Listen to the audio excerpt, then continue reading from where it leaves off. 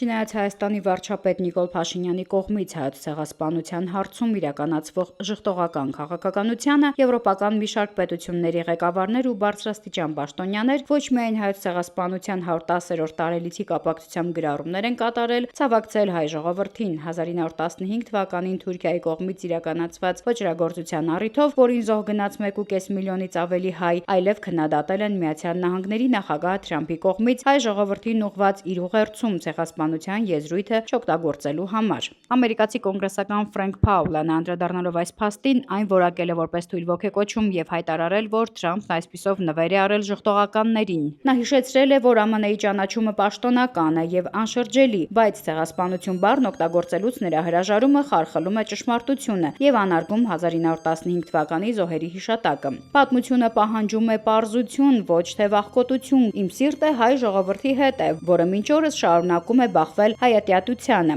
Հայոց ցեղասպանության 110-րդ տարելիցի կապակցությամբ նման հայտարարություն է տարածել ԱՄՆ կոնգրեսական Բրեդ Շերմանը։ Նրա խոսքով 110 տարի անց շատերը դեռ ժխտում են Օսմանյան կայսրության կողմից 1.5 միլիոն հայերի, ինչպես նաև հույների եւ այլ քրիստոնյաների դեմ ցեղասպանությունները։ Պետք է ընդդիմանանք Ադրբեջանի շարունակական ագրեսիային եւ պնդենք, որ հայ ռազմագերիներն ազատ արձակվեն։ Այս մասին X-ում գրել է ԱՄՆ Սենատի անդամ Ադամ Շիֆը։ Հայոց ցեղասպանության 110-րդ տարելիցի կապակցությամբ հայտարարության մեջ սենատորը նշել է, որ Միացյալ Նահանգները պետք է կոչ անի Ադրբեջանին ազատ արձակել հայ պատանդներին, առաջ մղի հայերի պաշտպանված վերադարձն Արցախի եւ ուշադրություն հրավիրի Ադրբեջանի կողմից հայկական կրոնական ու մշակութային վայրերի ոչնչացմանն ու պղծման վրա, որի նպատակն է հայկական մշակույթն ու պատմությունը ջնջելը։ Միացյալ Նահանգները նաեւ պետք է կոչ անի անհապաղ դուրս բերել ադրբեջանական ուժերը Հայաստանի տարածքից, ազատ արձակել ռազմագերիներին, աջակցի Հայաստանի ինքնիշխանությանը, միջազգային մոնիտորինգը պահպանի Հայաստանի սահմաններին եւ ապահովի Հայաստանին անվտանգության աջակցություն, նշված է նրա հայտարարությունում։